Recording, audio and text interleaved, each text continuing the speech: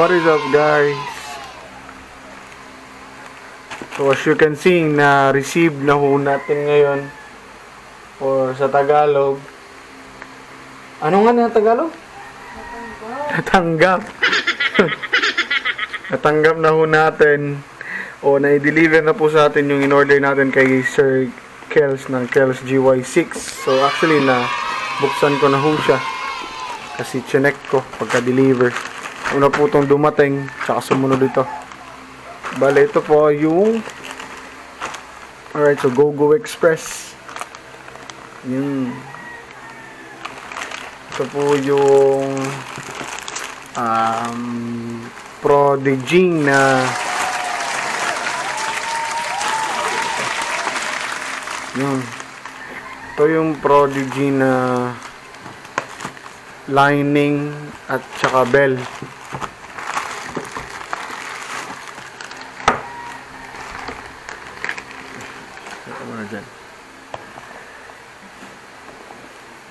So hindi na po to unboxing kasi nabuksan ko na nga. Papakita ko lang ho sa inyo. So ito po yung ikakabit natin para ipalit doon sa bell na stock natin at saka dun sa lining. Kasi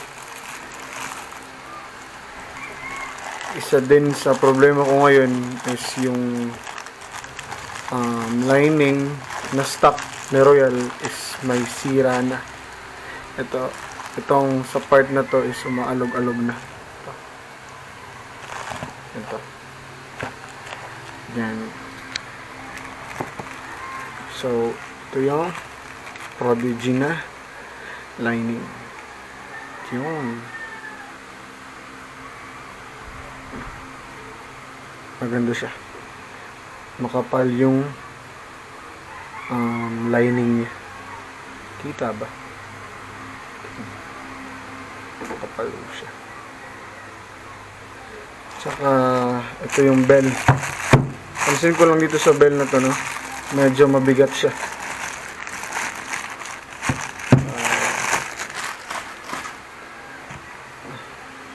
Medyo mabigat siya compared dun sa stock. At ewan ko kung anong tawag dito. Meron siyang parang basta may something dito. Siguro ito yung para mas kumapit yung lining sa bell. Magaspang siya. Para siyang liha pero hindi siya liha. Yan. Try natin pasok yung lining.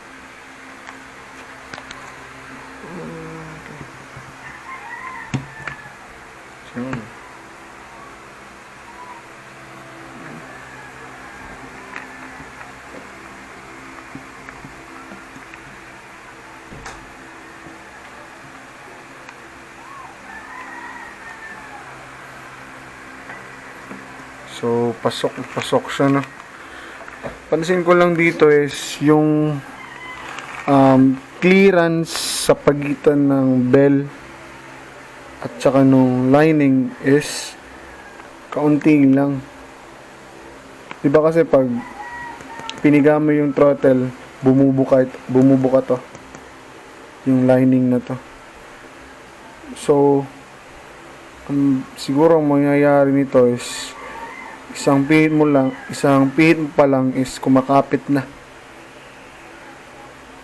Kapit na.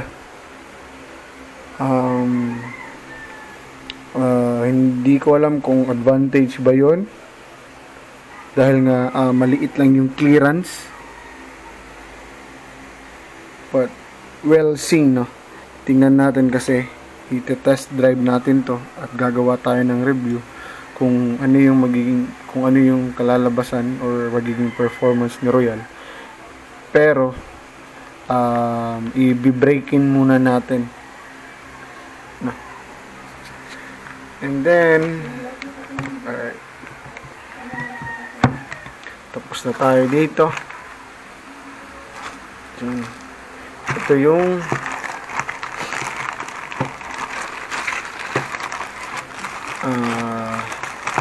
ito ito, nabuksan ko na rin to, na-check ko na rin to.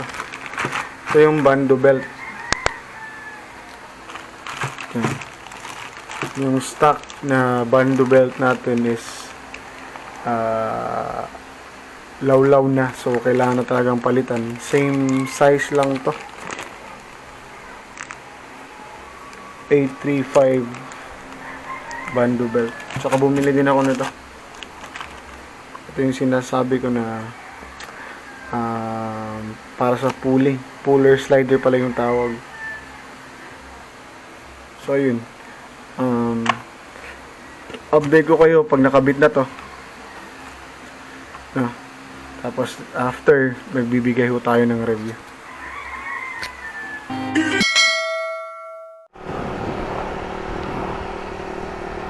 So what's up again mga lods, no? So ito tayo ngayon, pupunta tayo sa kilala nating motor shop, at ipapakabit natin yung lining at bell, kasama na dun yung belt.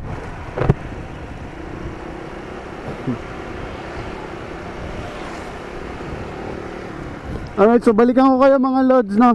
Pag andun na tayo, na andun lang naman sa unahan. Alright, tsaka ikukunan din natin, i-video din natin yung pag-install nung lining at saka bell. Alright, so balikan ko kayo mamaya mga lods. 1 minute 37 seconds later. Alright, so malapit na tayo. Andun sa may kanto yung shop nila.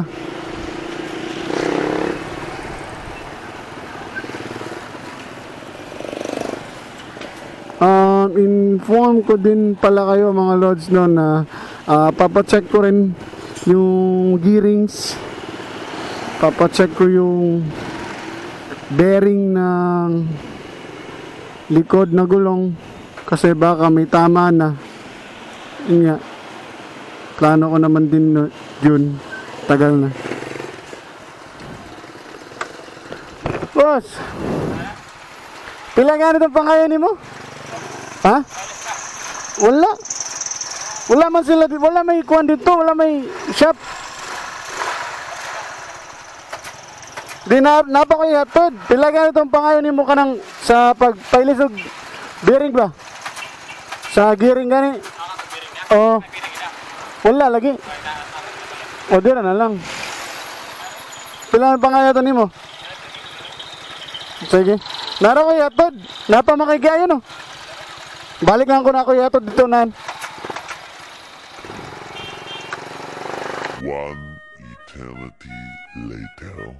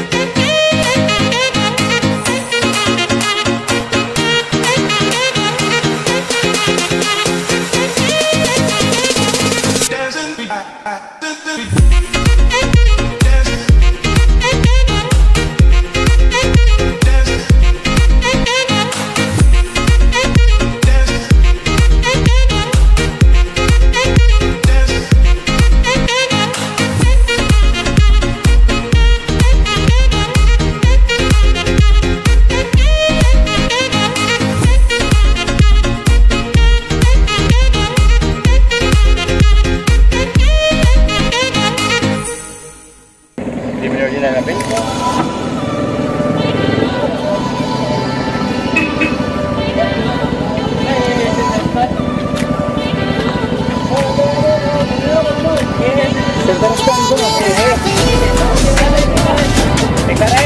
mo, i-present.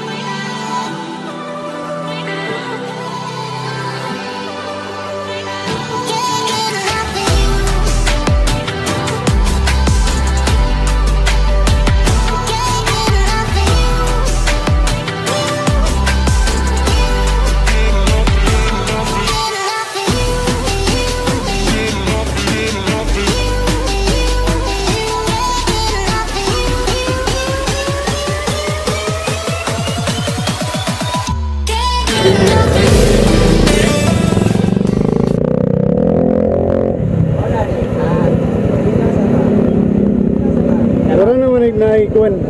Ha? Marang nag-clutch. Tuyok man. Oo, iba ko biring. Lagi.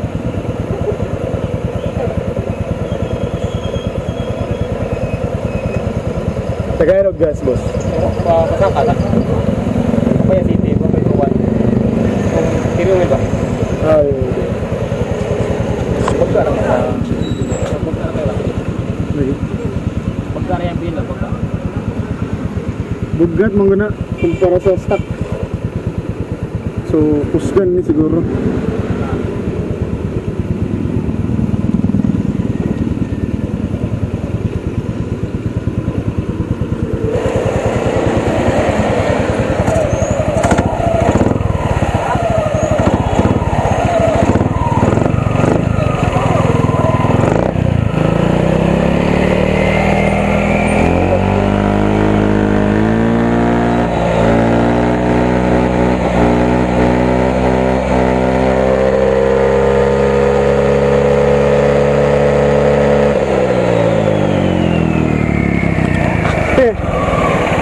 Munduta eh.